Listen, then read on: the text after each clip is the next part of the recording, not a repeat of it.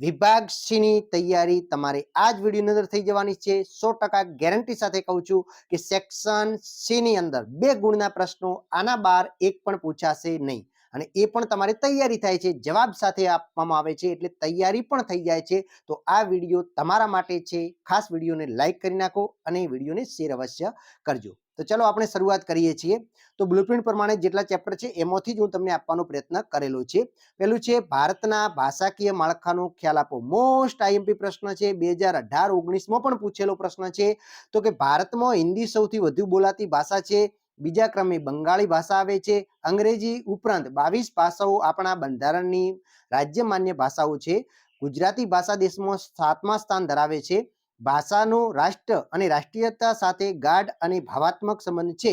ભારતમાં તેલુગુ, મરાઠી, તમિલ, કન્નડ, મલયાલમ, ઉડિયા, પંજાબી, અસમી, સિંધી, મણિપુરી વગેરે ભાષાઓ પણ બોલાય છે.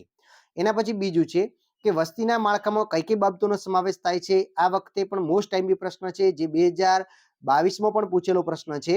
તો કે સ્ત્રી પુરુષ પ્રમાણ, ગ્રામીણ વસ્તી, શહેરી વસ્તી, સાક્ષરતા, વય જૂથ, વ્યવસાયિક માળખું, વસ્તીનું વંશીય માળખું, ભાષાકીય માળખું, ધાર્મિક માળખું, વસ્તી વધારો વગેરે બાબતોનો સમાવેશ વસ્તીના માળખામાં થાય છે. એના પછીનો પ્રશ્ન છે, માનવ વિકાસ માટે જરૂરી બાબતો સ્પષ્ટ કરો. તો માનવ વિકાસ માટે 4 બાબતો જરૂરી છે. એક સમાનતા, સ્થિરતા, ઉત્પાદકતા અને સશક્તિકરણ. આ સિવાય વ્યક્તિ પોતાની બુદ્ધિ, શક્તિ અને આવડત અને ક્ષમતા મુજબ વિકાસની તકો, તંદુરસ્ત અને આરોગ્યમય લાંબુ જીવન, શિક્ષણની સુલભ તકો, સામાજિક અને રાજકીય અધિકારોની ઉપલબ્ધિ વગેરે બાબતોનો પણ સમાવેશ થાય છે. એના પછી ચોથું છે, નદીના ખીણ પ્રદેશમાં વધુ વસ્તી વસવાટ કરે છે. શા માટે? તો કે નદીના ખીણ પ્રદેશની જમીન રસાળ અને ફળદ્રુપ હોય છે, તેથી ત્યાં પાકની ઉપજ અને ઉત્પાદન વધુ હોય છે, અને મર્યાદિત જમીનમાં ઘણા બધા માણસોનું પોષણ થઈ શકે છે. અહીં વસતા લોકો નદી બારેમાસ પાણી પૂરું પાડે છે, તેથી નદીના ખીણ પ્રદેશમાં વધુ વસ્તી ગીતતા જોવા મળે છે. બીજું છે કારણ આપો. ઊંચા પર્વતો અને ઊંચાઈ આવેલા પ્રદેશોમાં લોકોની સંખ્યા ઓછી રહે છે. તો કે આવા વિસ્તારોમાં ખેતી માટે સમતલ ભૂમિ નથી, સિંચાઈ કે પરિવહનની સેવાઓનો અભાવ હોય છે, ઊંચાઈ પર માનવ જીવન હાડમારી ભર્યું હોય છે, તેથી ઊંચા પર્વતો કે ઊંચાઈ પર આવેલા પ્રદેશો ઉપર ઓછી વસ્તી ગીતતા જોવા મળે છે. એના પછી છે ભારતની વસ્તીને વય જૂથને આધારે કેટલા વિભાગમાં અને કયા કયા ભાગમાં વહેંચવામાં આવી છે. તો 3 ભાગ પાડેલા છે, કિશોર વર્ગ, યુવા વર્ગ અને પ્રૌઢ વર્ગ. કિશોર વર્ગ છે 15 વર્ષથી ઓછી વર્ષ વય, યુવા વર્ગમાં 15 થી 59 વર્ષની વય, અને પ્રૌઢ વર્ગની અંદર 60 વર્ષથી વધારે વયનો સમાવેશ. એના પછીનો ચેપ્ટર જોઈએ તો કે ખનન એટલે શું, તેના પ્રકાર જણાવો. આ 2019માં પૂછેલો પ્રશ્ન છે. તો ખનન એટલે પૃથ્વી સપાટીમાંથી ખનિજો મેળવવા માટે, પૃથ્વીના પેટાળમાંથી ખનિજો મેળવવા માટે જમીન પરથી માટી કે રેતી દૂર કરવી, ખોદકામ કરવું, સુરંગો દ્વારા પથ્થરો તોડવા અને જમીનની અંદર વધુ ઊંડાઈએથી ખનિજો મેળવવા જે સારકામ કરવામાં આવે છે એને ખનન કહેવાય છે. ખનનના 2 પ્રકાર છે, ધરાતલ ખનન અને ભૂમિગત ખનન. જેમાં ધરાતલ ખનન વધુ સરળ છે, સુરક્ષિત છે અને પ્રમાણમાં ઓછું ખર્ચાળ છે. જો કિંમતી ખનિજો પૃથ્વી સપાટીની વધારે ઊંડાઈએ હોય ત્યારે ભૂમિગત ખનન વિધિ કરવી પડે છે, અને તે વધુ મુશ્કેલ છે, અસુરક્ષિત છે અને ખર્ચાળ પણ છે. એના પછી છે દ્વિતીયક પ્રવૃત્તિના લક્ષણો આપો. તો કે દ્વિતીયક પ્રવૃત્તિ કોને કહેવાય? તો કે માનવી દ્વારા કાચા માલમાંથી રૂપાંતરિત ચીજો બનાવી એને દ્વિતીયક પ્રવૃત્તિ કહેવામાં આવે છે. જ્યાં આગળ પ્રાથમિક ક્ષેત્રના ઉત્પાદનનો ઉપયોગ થાય છે, અને દ્વિતીયક પ્રવૃત્તિના કારણે પ્રાકૃતિક સંસાધનોનું મૂલ્ય વધી જાય છે, જેમ કે કપાસની કિંમત કરતો તેમાંથી બનાવેલા તારની કિંમત વધારે હોય છે. પછી જે ઉદ્યોગ એટલે શું? તો ઉદ્યોગ, ભૂગોળવેત્તા ઉદ્યોગ શબ્દનો અર્થ અહીં પ્રવૃત્તિનું વર્ણન કરવા માટે કરે છે, જેમ કે ખેતી, જંગલ, મત્સ્યાયન, ખનન પ્રવૃત્તિ દ્વારા પ્રાપ્ત થતી પ્રાથમિક ઉત્પાદકોની પ્રક્રિયા કરી અને નવી ચીજવસ્તુનું નિર્માણ સાથે જોડાયેલી એક પ્રક્રિયા છે. આમ પ્રાથમિક પ્રવૃત્તિથી અલગ કરવા માટે ઉદ્યોગને દ્વિતીયક પ્રવૃત્તિ પણ કહેવાય છે. પછી લઘુ ઉદ્યોગ એટલે શું? તો કે જેની અંદર શ્રમિકોની સંખ્યા વધારે હોય, વધુ મૂડીરોકાણ હોય, યંત્રોનો ઉપયોગ અને ગૃહ ઉદ્યોગની તુલનામાં એનું કદ વિસ્તૃત હોય, જો આગળ રોજગારીની તકો વધારે હોવાથી સ્થાનિક લોકોની આવક વધે છે, જેમ કે કપડાં, રમકડા, ફર્નિચર, ખાદ્ય તેલ, ચામડાનું સામાન વગેરે ઉત્પાદન લઘુ ઉદ્યોગોના એકમો થાય છે. ભારત, ચીન, બ્રાઝિલ અને ઇન્ડોનેશિયામાં લઘુ ઉદ્યોગો દ્વારા એનો વિકાસ થયેલો જોવા મળે છે. પછી મોટા પાયા પરના ઉદ્યોગ કોને કહેવાય? તો કે જેની અંદર વિસ્તૃત બજારોની જરૂર પડે, જુદા જુદા કાચા માલની જરૂર પડે, ઉર્જાના સાધનો, કુશળ કારીગરો, વધારે મૂડી, ભારે યંત્ર સામગ્રી, પાકી સડક, રેલ માર્ગો, વીજળીની પ્રાપ્તિ, પાણી, બેંકો વગેરેની સગવડની જરૂરિયાત પડે, એની વ્યવસ્થા તંત્ર એક પ્રકારે જટિલ પ્રકારનું હોય, એવા ઉદ્યોગોને મોટા પાયા પરના ઉદ્યોગ કહેવાય છે, જેમ કે સિમેન્ટ ઉદ્યોગ, લોખંડ પોલાદ ઉદ્યોગ વગેરે. પછી વર્તમાનમાં પણ પ્રાથમિક પ્રવૃત્તિ કરતા લોકો કયા કયા જોવા મળે છે? તો ખાસ આ ટોપિક યાદ રાખજો, હેતુલક્ષીમાં એટલે કે વિભાગ એ અને બીમાં પણ પૂછાય છે. ઓસ્ટ્રેલિયાના બ્લેક ફેલોઝ, આફ્રિકા ખંડના પિગ્મી લોકો આવે છે. એના પછી પિગ્મી અને બુશમેન આફ્રિકાના, અલાસ્કામાં કેનેડાના અલાસ્કાના, એસ્કિમો, યુરોપના લેપ લોકો, અમેરિકા ખંડના રેડ ઇન્ડિયન્સ અને દક્ષિણ ભારતના પાલિયાન અને મલેશિયાના સેમંગ લોકોનો સમાવેશ થાય છે. એના પછી જોઈએ ઇન્ફોર્મેશન ટેકનોલોજીનો અર્થ આપો. તો ઇન્ફોર્મેશન ટેકનોલોજી એટલે માહિતીના સંયોજન, પ્રોસેસિંગ અને માહિતીનો મોટા પાયે સંગ્રહ અને પ્રસારમાં સહાયભૂત સાધનો, ઊંચી સેવાઓની પ્રવૃત્તિનું સ્થાનિક તંત્ર તેની જાળીમાં છુપાયેલું છે. તે ઘણા બધા પ્રકારની તકનીકનું સંયુક્ત સ્વરૂપ છે. તેમાં સૂક્ષ્મ ઇલેક્ટ્રોનિક, કમ્પ્યુટર હાર્ડવેર અને સોફ્ટવેર, સંદેશાવ્યવહાર, પ્રસારણ, ઓપ્ટિકલ ઇલેક્ટ્રોનિક વગેરેનો સમાવેશ થાય છે. પછી જે સેવા ક્ષેત્રોમાં રોજગારીની તકો સતત વૃદ્ધિ થઈ રહી છે. કારણ આપો. તો કે સ્વાસ્થ્ય છે, કલ્યાણ છે, શિક્ષણ છે, ફુરસદ, મનોરંજન અને વાણિજ્ય પ્રવૃત્તિઓ સાથે જોડાયેલી છે. મનોરંજન સેવા જેવા સેવા ક્ષેત્ર, જેમાં વાણિજ્ય સેવાઓ કંપનીઓની ઉત્પાદકતા વધારો કરે છે. આજના સમયમાં જ્યાં વિકસિત અર્થવ્યવસ્થા છે તો સેવા પર આધારિત પ્રવૃત્તિઓ કરનારાઓની મોંઘ વધુ છે. સેવાકીય ક્ષેત્રોમાં કૌશલ્યનું, અનુભવ અને જ્ઞાન ધરાવતા કર્મચારીની મોંઘ વૈશ્વિક બજારમાં વધી રહી છે. તેથી કહી શકાય કે સેવા ક્ષેત્રોમાં રોજગારીની તકોમાં સતત વૃદ્ધિ થતી રહી છે. પંચમ પ્રવૃત્તિ એટલે શું? તો કે વર્તમાન સાથે જોડાયેલા વિચારો કે વિચારધારા આપવી, તેમનું પુનઃગઠન કરવું, તેની વ્યાખ્યા કરવી, આંકડાઓની વ્યાખ્યા કરવી, નવા પ્રયોગો, નવીનતમ પ્રૌદ્યોગિકી, અતિ આધુનિક સંશોધન કાર્ય વગેરે પંચમ પ્રવૃત્તિમાં આવે છે. જેમાં ઉચ્ચ સ્તરીય સેવાઓનો સમાવેશ થાય છે, જેમાં નિષ્ણાતો હોય છે, નિર્ણય નિર્ધારકો હોય છે, અધન ટેકનોલોજીના સલાહકારો હોય છે અને સુગ્ન નિર્ણય નિર્ધારકો વગેરે પંચમ પ્રવૃત્તિ સાથે જોડાયેલા છે. એના પછી જે ઇન્ટરનેટના કારણે વિશ્વમાં અનેક નવા પરિવર્તન થઈ રહ્યા છે. કારણ આપો. તો માહિતી અંકાત્મક થઈ જતો સંદેશાવ્યવહાર ઇન્ટરનેટ ઉપયોગી સાબિત થયું છે. ઇન્ટરનેટના કારણે અધિકારીઓની પોતાની નોકરીના સ્થળેથી દૂર રહીને પણ પોતાના ઘરમાં બેસીને પણ પોતાના કાર્યાલયના કાર્યો કરી શકે છે. બેંકો, જીવન વીમા કંપનીઓ, શેરબજારો તેમજ સંરક્ષણ સાથે જોડાયેલી કંપનીઓ ઇન્ટરનેટના કારણે સમગ્ર વિશ્વમાં પોતાની સેવાઓ ખૂબ સરળતાથી આપી શકે છે. બેંકો પોતાની મૂડી કોઈ પણ દેશમાં થોડા જ સમયમાં સ્થળાંતર કરી શકે છે. તો આ લખવાનું છે. પછી તૃતીયક પ્રવૃત્તિમાં ઉદાહરણ આપી સમજાવો. તો કે માનવીને આપી શકાય તેવી સેવાઓને તૃતીયક પ્રવૃત્તિ કહે છે. જેમ કે સ્વાસ્થ્ય, કલ્યાણ, શિક્ષણ, મનોરંજન, વેપાર, પરિવહન વગેરે તૃતીયક પ્રવૃત્તિ છે. અને આ પ્રવૃત્તિ એટલે કે તૃતીયક પ્રવૃત્તિમાં સેવાકીય પ્રવૃત્તિમાં કોઈ પણ ચીજવસ્તુનું ઉત્પાદન થતું નથી. તેથી તેને પગાર, વેતન કે મજૂરીના અપ્રત્યક્ષ રૂપમાં જ માપી શકાય છે. એના પછી જે ચતુર્થક પ્રવૃત્તિનો અર્થ આપો. તો ચતુર્થક પ્રવૃત્તિઓમાં માનવીની વિશિષ્ટ પ્રકારની સેવાઓનો સમાવેશ થાય છે. ચતુર્થક શબ્દનું તાત્પર્ય એ છે કે તેમાં સંબંધ ઉચ્ચ બૌદ્ધિક વ્યવસાય સાથે છે, જેનું કાર્ય ચિંતન, સંશોધન અને વિકાસ માટે નવા વિચારો આપવાનું છે. પછી સિલિકોન વેલી કોને કહે છે, તે કયા કયા શહેરમાં છે? તો ઇન્ફોર્મેશન ટેકનોલોજી સંદર્ભે ઘણા બધા વિકસિત ઉદ્યોગ ગૃહનું સંકુલ એટલે સિલિકોન વેલી, જે યુએસએના બોસ્ટન અને કેલિફોર્નિયામાં સિલિકોન વેલી ઔદ્યોગિક સંકુલો વિજ્ઞાન ટેકનોલોજીના પાર્ક તરીકે પણ ઓળખાય છે. પછી મનોરંજન સેવાઓ સમજાવું તો જેમ કે ફિલ્મ, દૂરદર્શન, રેડિયો, નાટક, ભવાઈ, સાહિત્ય, સંગીત વગેરે લોકોને મનોરંજન સેવાઓ પૂરી પાડે છે. એ મનોરંજન એ સેવાઓ માનસિક તાણ દૂર કરી વ્યક્તિને કાર્ય કરવા માટે સક્ષમ બનાવે છે. તેથી આનંદ પ્રાપ્ત થાય છે. રેડિયો, દૂરદર્શન વર્તમાન ઉત્તમ કોટીનું મનોરંજન આપે છે. આ ઉપરાંત પ્રવાસન છે, પર્યટન છે વગેરે મનોરંજનના માધ્યમો છે. હવે વ્યક્તિગત સંચાર તંત્રના સાધનો જણાવો. Telephone, cellphone, fax, internet, email, ટપાલ સેવા, આંગળીયા સેવા વગેરે વ્યક્તિગત સંચારના સાધનો છે. પછી બીએસએનએલ દ્વારા કઈ કઈ સેવાઓ પૂરી પાડવામાં આવે છે? તો બીએસએનએલ એટલે ભારત સંચાર નિગમ લિમિટેડ, તે ટેલિકોમ સાથે જોડાયેલી સેવા છે. આ સેવાના કારણે સમગ્ર વિશ્વ સાથે પ્રત્યક્ષ કે પળે પોતાનો સંપર્ક જાળવી શકે છે. સ્માર્ટ ફોનની મદદથી ઇન્ટરનેટના માધ્યમ દ્વારા વ્યક્તિ અને એક ક્ષેત્રથી બીજી ક્ષેત્રમાં માહિતી આદાન પ્રદાન ઝડપથી કરી શકે છે. સેલ ફોનનો ઉપયોગ ઇન્ટરનેટ ખૂબ વધ્યો છે. પછી દૂરદર્શન સૌથી વધુ અસરકારક સમૂહ માધ્યમ છે. શા માટે? તો દૂરદર્શન રાષ્ટ્રીય પર્વની ઉજવણી હોય, ચૂંટણીના પરિણામો હોય, રમતગમતનું જીવન પ્રસારણ હોય કે કુદરતી આપતો, અકસ્માત, સમાજ જીવનને સ્પર્શતી ઘટનાઓ, સમગ્ર વિશ્વની રસપ્રદ હકીકતો, અવનવી ઘટનાઓ, નવીનતમ શોધખોળો, જાહેરાતો દર્શક સુધી પહોંચાડે છે. આ કાર્યક્રમ દર્શકને જ્ઞાન, માહિતી અને મનોરંજન પ્રાપ્ત થાય છે. માહિતી, ભારે જણ અને શિક્ષણ આપતા સમૂહ માધ્યમ તરીકે દૂરદર્શન આધુનિક સમાજનું સૌથી વધુ વ્યાપક, ઝડપી અને અસરકારક સમૂહ માધ્યમ બની રહ્યું છે. પછી દૂરસંચારના સાધનોના પ્રકાર જણાય, તેના ઉદાહરણ આપો. તો બે છે, વ્યક્તિગત સંચાર તંત્ર અને સમૂહ સંચાર તંત્ર. તો વ્યક્તિગત સંચાર તંત્રમાં કયા છે અને સમૂહ સંચાર તંત્ર એ તમને ઇઝીલી આવડી જશે. પછી ગુજરાતી અને અંગ્રેજી ભાષાના પ્રકાશિત થતા વર્તમાનપત્રો કયા કયા છે? તો ગુજરાતી ભાષામાં ગુજરાત સમાચાર, દિવ્ય ભાસ્કર, સંદેશ, સંભાવ, મુંબઈ સમાચાર, કચ્છ મિત્ર વગેરે છે. જ્યારે અંગ્રેજી ભાષાની અંદર times of India, the new Indian express, mid day, one India, India today, business line વગેરે છે.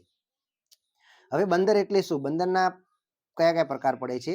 તો બંદર એક એવું સ્થળ છે કે જો દરિયાઈ વ્યવહાર અને ભૂમિ પરના વ્યવહાર વચ્ચેનો સંબંધ વાહનો કે સ્ટીમરો અને ભૂમિ પરના વાહનો સાધનો દ્વારા જાળવી શકાય છે. બંદર પર બીજા દેશોની ચીજવસ્તુ આયાત કરવામાં આવે છે, તેમજ દેશોમાં ઉત્પાદિત ચીજવસ્તુની નિકાસ કરવામાં આવે છે. બંદરના પ્રકાર જોઈએ તો દરિયાઈ બંદર, નદી બંદર, સરોવર બંદર, નહેર બંદર, ફેરબદલી બંદર, ફેરી બંદર, વાણિજ્ય બંદર, નૌસેના બંદર, જહાજ બાંધકામ અને સમારકામ માટેના બંદર અને પ્રવાસી બંદર. બંદરો આંતરરાષ્ટ્રીય વેપારના પ્રવેશદ્વાર છે. શા માટે? તો કે દુનિયાના જુદા જુદા દેશો કે પ્રદેશોની ચીજવસ્તુઓની હેરફેર માટે દરિયાઈ માર્ગનો ઉપયોગ થાય છે. બંદર એક એવું સ્થળ છે કે જો દરિયાઈ વ્યવહાર અને જમીન પરના વ્યવહારનો સંબંધ વાહનો અને સ્ટીમરો પર જમીનના વાહનો દ્વારા જાળવી શકાય છે. બંદર પર બીજા દેશોમાંથી આયાત કરેલી ચીજવસ્તુઓ ઉતારવામાં આવે છે તેમજ દેશમાં ઉત્પાદિત ચીજવસ્તુઓની નિકાસ કરવામાં આવે છે. બંદર આંતરરાષ્ટ્રીય વેપાર માટે મહત્વની ભૂમિકા નિભાવે છે. તેથી બંદરોને આંતરરાષ્ટ્રીય વેપારના પ્રવેશદ્વાર કહેવાય છે. બંદરો આંતરરાષ્ટ્રીય પ્રવેશદ્વાર તરીકે સાથે ઓળખાય છે. સેમ જવાબ છે. પછી સરોવર બંદરના વિકાસ માટે ભૌગોલિક અનુકૂળતા જણાવી સરોવર બંદરના ઉદાહરણ આપો. તો કે મોટા સરોવર પર બંદરના વિકાસ માટે ભૌગોલિક અનુકૂળતાઓ જેવી કે પાણીનું વધુ ઊંડાણ, બરફ મુક્ત પાણીની સપાટી, સમૃદ્ધ પીઠ પ્રદેશો, સરોવરને બંદરને જોડતા ભૂમિ પરના પરિવહન માર્ગ વગેરે અનુકૂળતા હોય તેવા સરોવરના કિનારે સરોવર બંદર વિકસે છે. જેમ કે ડુલુથ, શિકાગો, આલ્પન, ટોરેન્ટો, બફેલો, ટોલેડો વગેરે સરોવર બંદરો છે. પછી ગેટની સમજૂતીના મુખ્ય ધ્યેયો કયા કયા છે? તો એની અંદર જોઈએ તો કે જુદા જુદા દેશો વચ્ચે વેપાર સંબંધો પ્રવર્તતા, ભેદભાવ દૂર કરવા, આયાત જકાતો ઘટાડી કે નાબૂદ કરવી, વેપાર આડે આવતા અવરોધો દૂર કરવા, વિકાસશીલ દેશોની ઔદ્યોગિક વસ્તુઓ માટે વિકસિત દેશોના બજારો સુલભ બનાવવા. એ ગેટની સમજૂતીના મુખ્ય ધ્યેયો છે. પછી ઓપેક સંગઠનના હેતુઓ જણાવો. તો કે ઓપેક સંગઠનના હેતુઓ જોઈએ તો ખનિજ તેલ કિંમત સંબંધી નીતિઓ તૈયાર કરવી, ખનિજ તેલ અને કુદરતી વાયુનું મૂલ્ય નિર્ધારણ કરવું, ચોક્કસ સમયગાળા દરમિયાન ખનિજ તેલનું કેટલું ઉત્પાદન કરવું તે નક્કી કરવું અને ખનિજ તેલના વેચાણની નીતિઓ તૈયાર કરવી. એ ઓપેક સંગઠનના હેતુઓ છે. હવે એના પછી જોઈએ તો કે વસાહત એટલે શું? વસાહતની વ્યાખ્યા આપો અને વસાહતનું વર્ગીકરણ કરો.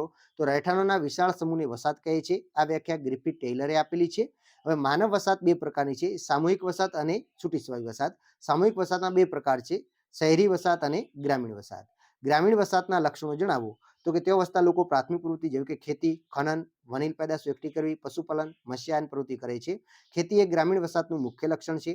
વન્ય ક્ષેત્રોની નજીક વસતા લોકો ગ્રામ્ય વસાહતના લોકો વન્ય પેદાશો એકઠી કરે છે, શિકાર અને ખનનની પ્રવૃત્તિ કરે છે. જ્યારે સમુદ્ર કે નદી કિનારે વસતા લોકો ગ્રામ્ય વસાહતોના લોકો મત્સ્યાયન પ્રવૃત્તિ કરે છે. પછી ભારતમાં શહેરી વસાહતના માપદંડ કયા કયા છે? તો ભારતમાં શહેરી વસાહત માટેના માપદંડ જોઈએ તો કુલ જનસંખ્યા 5000 થી વધુ હોવી જોઈએ, વસ્તીની ગીચતા પ્રત્યેક ચોરસ કિમી દીઠ 400 થી વધુ હોવી જોઈએ, કામ કરનારા લોકો જે છે એમાં 75% લોકો જે છે એ બિન ખેતીકીય કામમાં જોડાયેલા હોવા જોઈએ. છૂટી છવાઈ વસાહતના લક્ષણો તો આવડે જ છે, ઈજી છે, પર્વતીય રણપ્રદેશ જોવા મળે છે, ત્યાં એકદમ આડમારી વાળું જીવન હોય છે, બરાબર. પછી વહીવટીય કેન્દ્ર શહેર એટલે શું? જ્યાં કોઈ પણ શહેરનો દરજ્જો વહીવટીય કેન્દ્ર તરીકે પાટનગર તરીકે વિકાસ પામેલો હોય એને વહીવટીય કેન્દ્ર કહેવાય છે. જ્યાં પ્રદેશનો વહીવટ થતો હોય જેમ કે મુંબઈ, લંડન, રોમ, દિલ્હી, ચંદીગઢ વગેરે આવે છે. સંસાધન એટલે શું? તો પૃથ્વી પર મળી આવતા કુદરતી પદાર્થો કે જેનો ઉપયોગ માનવી પોતાના વિકાસના કાર્યો માટે કરતો હોય તે પદાર્થોને સંસાધન કહેવાય છે. તેમાં અજૈવિક અને જૈવિક બંનેનો સમાવેશ થાય છે. પારિવારિક સંસાધન, રાષ્ટ્રીય સંસાધન, વૈશ્વિક સંસાધન, પુનઃ પ્રાપ્ય, પુનઃ અપ્રાપ્ય, વિરલ, એકલ, સર્વસુલભ, સામાન્ય સુલભ, સંભવિત, અજ્ઞાત વગેરે સંસાધનના પ્રકાર છે. સંસાધનોનું વર્ગીકરણ જોવા જઈએ તો ત્રણ મુખ્યત્વે છે. તો કે માલિકીના આધારે, પછી પુનઃ પ્રાપ્યતાના આધારે, એના પછી જોઈએ તો વિતરણના આધારે અને ઉપયોગના આધારે થયેલું છે. ઉપયોગના આધારે સંસાધનની માહિતી છે. એના પછી વેપારિક ડેરી ઉદ્યોગનો વિકાસ કયા કયા દેશમાં થયેલો છે? તો પશુઓ કુદરતી સંસાધન છે. વિશ્વમાં ભોજનમાં સૌથી વધુ દૂધ અને દૂધની બનાવટનો ઉપયોગ થાય છે. ડેરી ઉદ્યોગનું મુખ્ય પશુ ગાય માનવામાં આવે છે. વિશ્વમાં ઘણા દેશો ગાયોને વૈજ્ઞાનિક ઢબે ઉછેરે છે અને વૈજ્ઞાનિક ધોરણે ડેરીનો ઉદ્યોગ વિકાસ થયો એવા દેશોમાં યુએસએ, પૂર્વ સોવિયત સંઘ, Canada, France, Netherland, Denmark, Belgium, Argentina વગેરેમાં થાય છે. આપણા આનંદની અમૂલ ડેરીના કારણે સમગ્ર ગુજરાત રાજ્યમાં વેપારિક ધોરણે ડેરી ઉદ્યોગ વિકાસ થયો છે. પછી પશુપાલન વેપારિક ધોરણે પશુપાલન કરી શકે તે માટે સરકારે કઈ કઈ સુવિધાઓ પૂરી પાડવી જોઈએ? તો સરકારે ખાસ કરીને સરકાર દ્વારા પશુપાલન ખાસ પ્રોત્સાહન પૂરા પાડવા જોઈએ. પશુપાલન માટે ખાસ વિસ્તારો જાહેર કરવા જોઈએ. પશુઓ માટે ખરીદવા, તેના સારા ઉછેર માટે તબેલા ગમણના નિર્માણ માટે સરકારે આર્થિક સહાય આપવી પડે. પશુ સંપત્તિના આધારિત ઉદ્યોગોની કરવેરાથી ખાસ છૂટછાટ આપવી જોઈએ. પશુપાલકોને ઓછા દરે ધિરાણની સુવિધા આપવી જોઈએ. એના પછી જે પશુપાલકો વેપારિક ધોરણે રોકાણ કરી વધુ આવક મેળવી શકતા નથી. શા માટે? તો ઔદ્યોગિકરણ અને શહેરીકરણના કારણે પશુપાલન વ્યવસાય માટે જરૂરી ચારણ ક્ષેત્રોનો વિસ્તાર અને ગુણવત્તા ઘટાડો થયો છે. પશુપાલન પ્રવૃત્તિમાં પશુની કિંમત, ઘાસચારો અને પશુ ચિકિત્સકો મોંઘા બન્યા છે. પશુપાલકોને પશુ પેદાશોનું વળતર ખૂબ જ ઓછું મળે છે. વળી પશુપાલન પ્રવૃત્તિમાં પૂરતા પ્રમાણમાં આધુનિકીકરણ થયું નથી. તેથી પશુપાલન વેપારિક ધોરણે રોકાણ કરી આવક મેળવી શકતો નથી. પછી કુદરતી સંસાધનની વ્યાખ્યા આપી. મુખ્ય કુદરતી સંસાધનના નામ આપો. તો પૃથ્વી પર મળી આવતા અને માનવ ઉપયોગમાં આવતા કુદરતી પદાર્થોને કુદરતી સંસાધન કહેવાય છે.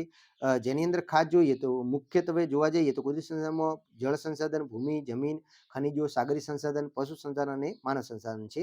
પુનઃપ્રાપ્યની દ્રષ્ટિએ સંસાધનના પ્રકાર પાડીએ તો પુનઃપ્રાપ્ય સંસાધન, જેનો એકવાર ઉપયોગ કર્યા પછી થોડા સમય પુનઃ પ્રાપ્ત કરી શકાય તેવા સંસાધન કહેવાય છે, જેમ કે કુદરતી ખાતર અને જંગલો. પુનઃ અપ્રાપ્ય સંસાધન, જેનો એકવાર ઉપયોગ કર્યો ફરીથી જેનો ઉપયોગ થઈ શકતો નથી, ખનિજ તેલ અને ખનિજ કોલસો. પ્રાકૃતિક સંસાધનની વાત, જે પ્રાકૃતિક સંસાધનનો ઉપયોગ કરે તેમાં ઘટાડો થતો નથી, જેને સૌર શક્તિ છે, વાતાવરણ વગેરે પ્રાકૃતિક છે. વિરલ સંસાધનો થોડાક જ મર્યાદિત સ્થળોમાંથી મળતા હોય તેને વિરલ. એકલ સંસાધન, સમગ્ર વિશ્વમાં માત્ર એકાદ બે સ્થળોથી મળતા હોય તેને એકલ સંસાધન કહેવાય, જેમ કે ક્રાયોલિટ ધાતુ. ભૂમિ સંસાધન સાથે જોડાયેલી સમસ્યાઓ કઈ કઈ છે? તો ખેતીલાયક જમીનમાં ઘટાડો, અતિ સિંચાઈથી ક્ષારીકરણ, જમીનનું ધોવાણ, નિર્વનીકરણ અને સઘન ખેતી એ ભૂમિ સંસાધન સાથે જોડાયેલી સમસ્યાઓ છે. હવે આંકડાકીય માહિતી કોને કહેવાય છે?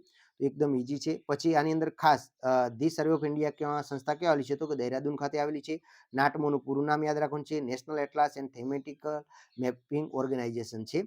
પછી એક બહુલકીય માહિતી કોને કહેવામાં આવે છે? તો એક જ બહુલક હોય તેવી અંકાત્મક માહિતીને એક બહુલકીય માહિતી કહે છે. એના પછી જે આલેખ તૈયાર કરતી વખતે કઈ કઈ બાબતો ધ્યાનમાં રાખવાની છે? તો આલેખ તૈયાર કરતી વખતે ખાસ જોઈએ તો બધા સ્તંભોની પહોળાઈ એકસરખી હોવી જોઈએ, પ્રત્યેક નજીકના સ્તંભો વચ્ચેનું અંતર સરખું હોવું જોઈએ, સ્તંભોની ટોચ પર તે સ્તંભનું આંકડાકીય મૂલ્ય દર્શાવેલું હોવું જોઈએ. પછી ટપકા પદ્ધતિમાં ટપકાનો ઉપયોગ કરતી વખતે કઈ કઈ બાબતો ધ્યાનમાં રાખવાની છે? તો ટપકા પદ્ધતિ એ માત્રાત્મક પદ્ધતિ છે. નકશામાં ટપકાનો ઉપયોગ કરતી વખતે ખાસ બાબતો જોઈએ તો કે જે સ્થળે વાસ્તવિક રીતે નદી, તળાવ કે જંગલ કે અન્ય બિન વસવાટી વિસ્તાર હોય તો ટપકું મુકાય નહીં, તેનું ખાસ ધ્યાન રાખવું જોઈએ. પછી ટપકા મૂકતી વખતે જે તે પ્રદેશનો પ્રાકૃતિક નકશો સાથે રાખવો જોઈએ. ટપકાનું મોટું અથવા નાનું કદ અયોગ્ય માહિતી આપે છે, તેથી ટપકાનું કદ નક્કી કરવું જોઈએ. ફ્લો આલેખની સંક્ષિપ્તમાં માહિતી આપો. તો વ્યક્તિ કે વસ્તુઓની આંતરપ્રદેશ હેરફેર સૂચવતા આંકડાઓ કે આલેખને ફ્લો આલેખ દર્શાવવામાં આવે છે. આ આલેખ જે ગતિશીલતા અને તીવ્રતા સૂચવે છે. માનવી કે વસ્તુની હેરફેરના વિવિધ ઉપર થતી હોય છે, જેમ કે તે બે પ્રકારના લક્ષણો છે. એક તો હેરફેરની દિશા અને બીજી વ્યક્તિ કે વસ્તુની સંખ્યાની વિવિધ સ્થળોએ નકશામાં સોંપડી રહે છે. અવર જવર કેટલી વધુ હોય તે સ્થળોની રેખા ઘાટી આમ ફ્લો આલેખ દોરી શકાય છે. ગુણાત્મક પદ્ધતિ સમજાવો. તો આંકડાકીય માહિતીનું તેનું એક લક્ષણ છે, જેમ કે પ્રદેશની સાક્ષરતા. અહીં સાક્ષરતા એ આંકડાકીય માહિતીનું ગુણાત્મક લક્ષણ છે. આવા લક્ષણોની તીવ્રતા, ગીચતા દર્શાવવા માટે જુદા જુદા રંગોનો અથવા એક જ રંગની વિવિધ ભાતનો ઉપયોગ કરવામાં આવે છે. આવા નકશામાં ટકાવારી, ગુણોત્તર અને આંકડાકીય દર્શાવવા માટે વધુ ઉપયોગ થાય છે. તો આઈ હોપ કે આ વિડીયો તમને પસંદ આવ્યો છે. ફરી મળીશું નવા વિડીયો સાથે. જય હિન્દ, જય ભારત.